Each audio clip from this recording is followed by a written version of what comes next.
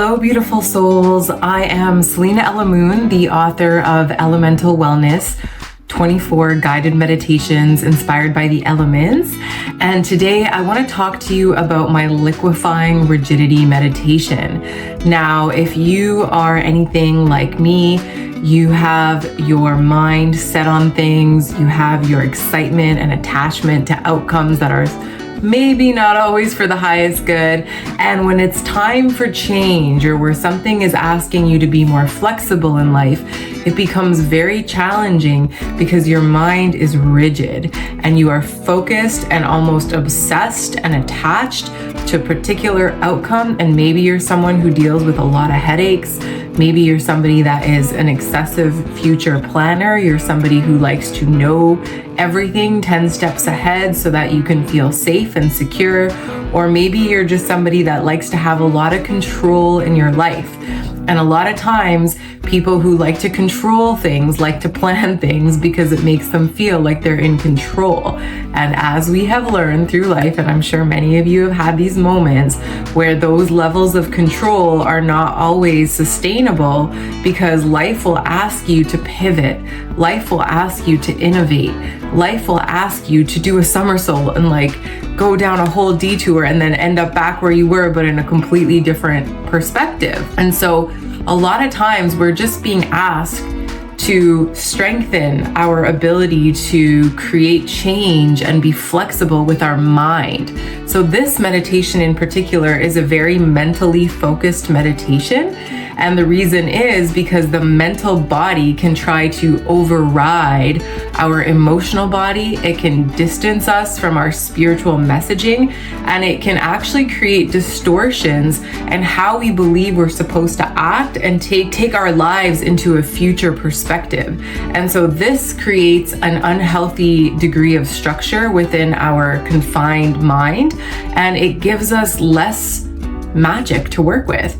And then over time, we start wondering where all the magic is. And when we look around, we realize, oh, I'm living in a box, and the box that I'm living in, I've created for myself.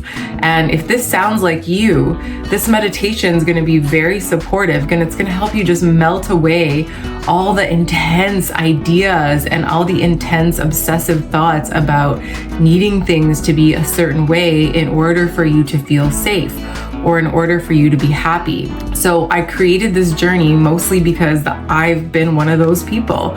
And a lot of times I would say to myself, okay, I'm never gonna do this thing again. Or next time this happens, I'm gonna do it this way, or this is how I'm gonna handle it. But then the moment arises and it's like my soul is calling me to do something else. And then I start generating these dissonant thought patterns, or even headaches that are saying, no, resist that.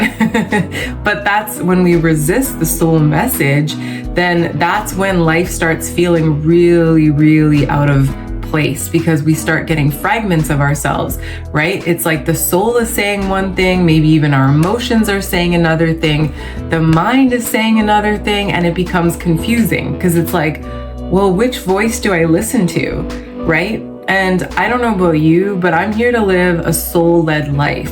For me, a soul-led life is one that's going to persistently make me uncomfortable, but it's going to help me grow, and I'm going to experience deeper and deeper levels of peace and fulfillment, even if there's chaos in moments. And that's ultimately what I think we came here for, is to evolve and to grow, and not to be so comfortable that we suppress our spiritual evolution. So the purpose of this journey is to keep us alive. It's to help us to be able to really identify what parts of ourselves we are creating this box with. And we don't necessarily need to know why it's there, because a lot of times it's our birth chart and just our astrology. A lot of times it's just our conditioning, our patterning. But it can be really, really powerful when we go not against logic, but more with our inner knowing, right? And sometimes our inner knowing does defy logic. I actually have a funny story for you. So just a few weeks ago, about 3 weeks ago, I had a client come to me, and I was doing this session with her. And we were just like going into the energy body, and she was telling me some of the things that were going on, and I could see the roots of these issues. And I just thought, okay, I know what you're saying, I hear your story, but I feel like there's a lot more deeper aspects of what's playing out here. And my gift is being able to find the root cause of something, usually from a past life, and energetically clear it. So I just said, let me just do that and let's just see what happens. So I did it. And I've done, I don't know, probably 1,000 sessions by now. And mostly people say to me by the end of a session that they feel better. they feel a shift. And this woman, like, even though I could see the energy shifted, I could see in her energy body things were different. This particular woman, she was like, no, I don't feel anything. In fact, I'm kind of disappointed because I feel like this session was a waste. And I'm like, okay, I'm like sitting with myself, and I'm like, am I gonna let myself be defeated by this, or am I just gonna go to my intuition? And my intuition kept telling me, like, she's healed. She just doesn't want to admit it to herself. So, okay, I let it go, right? 3 weeks later, I kid you not, I get an email from her, and she said, I don't know what you did. I didn't understand it. She said, I thought you were crazy. But she goes, my life has completely changed since that healing session, and I have you to thank for it. And she said that everything that I told her in the session, her mind was battling. Her rigid mind was creating so much attachment to a way of being that she couldn't take the words that I was saying and allow them to soften her. In fact, she became even harder. But because I set it up in her energy so that her soul would just take over her mind a little bit more, the synchronicities that started showing up in her life after to confirm and validate everything that her soul told me to share with her became so in front of her face that she couldn't hide it anymore. She couldn't avoid it anymore. And she took action, ended up starting a completely new business in alignment with everything that I said she should do. So that was pretty cool for me, because I had to trust my own intuition to say, okay, no, I really saw the shift. Like, if I didn't see the shift, I would tell somebody. You know, yesterday I had a session with someone, and we were like, 40 minutes into the session, and we were clearing things, and I still hadn't felt the shift yet. And I said, there's something underneath this. And I just kept digging, and eventually we found it. And then 5 minutes later, that's when the big shift happened. So I can honestly tell people when they're shifting or not, but for some reason, this woman was just not feeling it. So she had that disconnection, right, from her soul, and her mind just wanted to be so strong and in control that it was actually blocking her, but life took over anyways, right? So this is an example of when we liquefy the rigidity of our mind, we can really start to let our soul take over.